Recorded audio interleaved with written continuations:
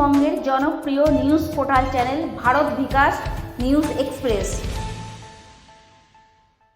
কুলটি শিল্পাঞ্চলের বিভিন্ন বারোয়ারি পূজা কমিটি ও ক্লাব পরিচালিত শ্যামা পূজাতে বিশিষ্ট সমাজসেবী এবং মাদার ফাউন্ডেশনের কর্ণধার রবিশঙ্কর চৌবে সম্মানিত করলেন কুলটি ইয়ং মেন্স অ্যাসোসিয়েশনকে। এই কালী পূজা কমিটির হাতে সুন্দর মেমেন্টো ও পোর্ট্রেট তিনি তুলে দেন।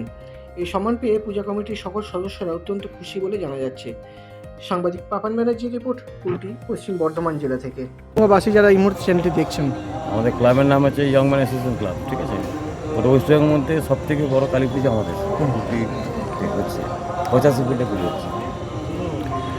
এই ইন্সপিরেশনটা কোথা থেকে এলো যে 85 ফুট? বেশিরভাগ তো আপনার মানে কম হাইটের হয়, কোথাও 20 foot, 25 foot, maximum to maximum 50-55 foot হয়। জায়গাটা পুরো ম্যাচ হয়ে গেছে, মানে অন্ধকার মতো হয়ে গেছে, কোনো উন্নতি কুলটিতে নেই।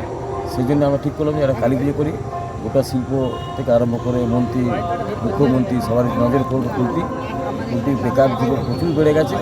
সেই উদ্যোগে আমরা এটা করলাম যাতে কুলটিতে চোখ পড়বে, কুলটির কাজে উন্নতি হবে, এই জন্য আমরা করেছি। একটা শুধু কথা আমরা আপনার কাছে জানতে চাইবো যে আপনি এই বিষয়টা নিয়ে কী ভাবেন। যেমন রাজ্য সরকার দুর্গাপূজা কমিটিগুলোকে অনুদান দেয়, কিন্তু কালী পূজাগুলোকে নিয়ে কি কোনো অনুদানের কথা রাজ্য সরকারের ভাবা উচিত? কি বলবেন এই বিষয়টা নিয়ে? কারণ কি অনেক পুজো কমিটি আছে যারা। আপনার পুরো নাম পরিচয়? পার্থ ঠাকুর, ইয়ং ম্যান অ্যাসোসিয়েশন প্রেসিডেন্ট। এটা কত বছরে আপনার পুজো? 11 বছর। 11 বছরের। আমরা